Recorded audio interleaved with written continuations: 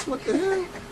And she go and tell the preacher that I was dancing. I had to explain to the preacher because I was playing the piano for the church. While he got cigarettes in his pocket. And then they catch him with the nursery school teacher. That always happens. Running butt naked down the street, wife chasing. Doing the moonwalk with again. Doing the moonwalk. Comedian. Yeah. That's an extreme. What do you mean? Like, why the piano?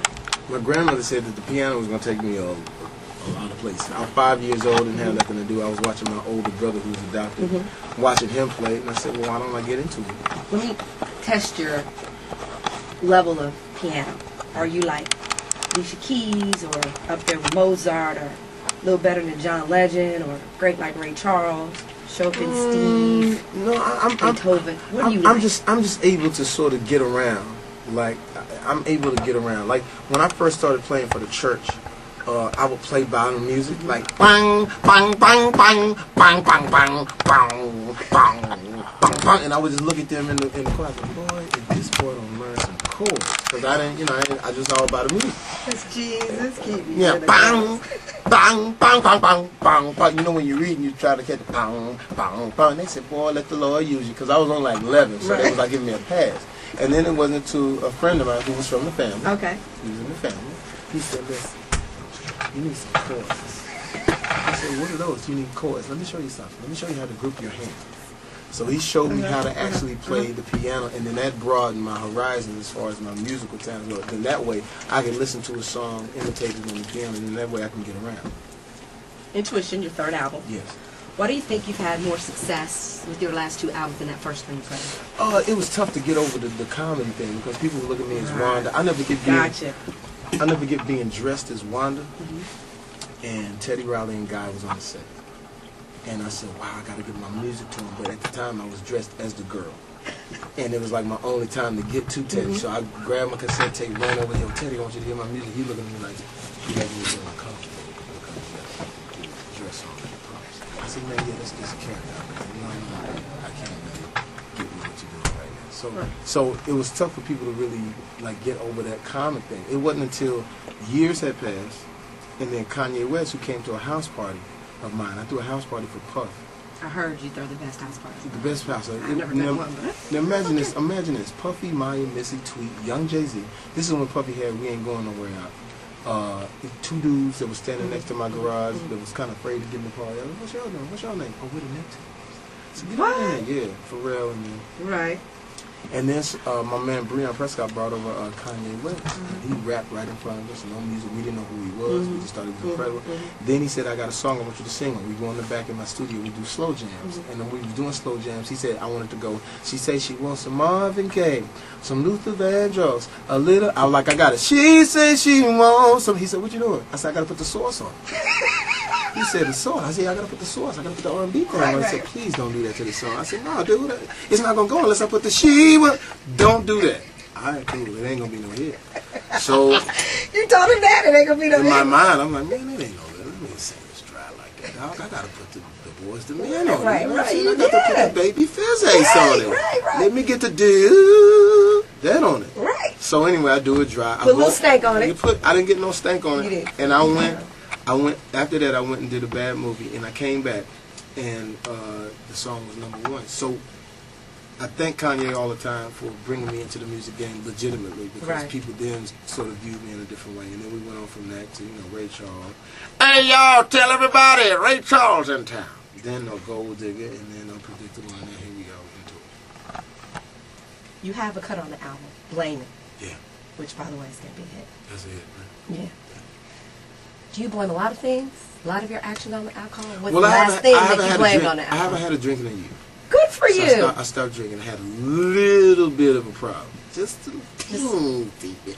Just a little bit of a liver hardening, and just a little bit too much. Because the way I drank, I don't drink with fillers. Like I drink white man style. Everything was martinis. Gotcha. It was just, it was scotch, that type thing. So I had to back up. Okay. So you haven't had to blame anything on the alcohol? I haven't had to blame anything. What was the last thing that you Now the weed, that's another story. You know what I'm saying? The hemp? You know what I'm saying? The ganja? Huh? That's a whole different thing. Baby oil and croutons. Oh, well, how did this happen? What's the last thing that you blamed on the weed? Huh? What was the last thing? Oh, man, come on. You know, living where I live, there's so many. I never get being in Detroit. Getting with the wrong people and girls, and I had no idea. Tommy Hearn saved my life. These girls, I thought they was cute, whatever. They were getting ready to rob me. They had already went through my minibar. I went to the bathroom for a minute, get a phone call. Tommy Hearn, hey man, be careful. I said, what you saying, Tommy? Now, Tommy, now straighten it out. I can't understand. Man, I'm down to rob you. That's all I heard. I didn't know he all other. One time the chick gonna rob you. Okay, T, I think you said they're gonna rob you. I go out and they had already cleared out my minibar, the whole nine. They was getting ready to put the setup on, so I called the security and all them people. Wow. But it's a lot. It's a lot of stuff you do when you ain't, when you're not in your right mind. Your song on the album, I Don't Need It. Yeah. What are 5 things that you just can't do without? I can't do without a hoop game, playing some ball. Okay. I can't do without Girls, we already know that. 3. Yeah. Can't do without. I can't do without Sonic Burger. Okay. I can't do without a good house party. Okay. And then I can't do without love. Okay, that's more than 5. Okay. Intuition is in stores now. Terrence Howard was on CNN. Yeah. Dogging your music out or something, Mother? Yeah. Saying like you gotta change your style, you gotta step up. Yeah, he called me out. Like I don't know why you would call the comedian out like that. Because you know I'm looking for somebody. That's why Puff became my friend. Really? Because I was heating him up. So have you and Terrence talked about it? Y'all got beef now? No, we don't have no beef. It's just comedy stuff. You know. So you okay with him saying that? I'm just saying, your music? Look here, man. I'm just telling you, man. It's just fun and jokes, man.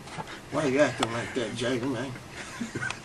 Because I would always do this joke about Terrence Howard. He's a great actor, but he does the same thing in every movie. Dear President, what's going on with you, man? I'm just playing with you, man. Why you all upset, man? Ray Charles, what's up with you, Ray, man? Why you acting like that, man? Live hard or die trying with 50 Cent. What's going on with you, 50, man?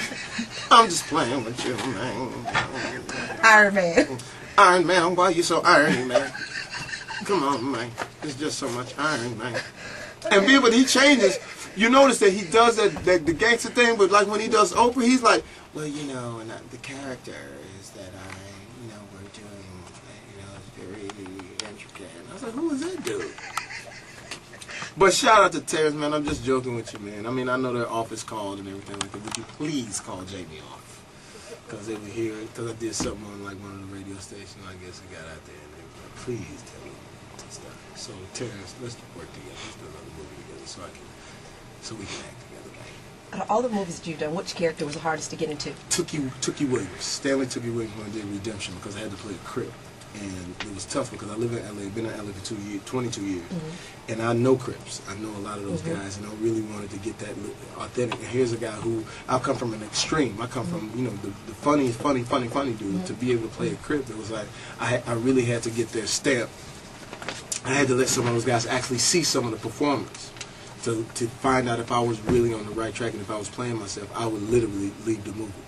So it was the toughest thing for me to do, but it turned out great. We got nominated for it and things like that. Is there an actor or actress that you haven't worked with that you'd love to work with? I would love to work with Halle Berry.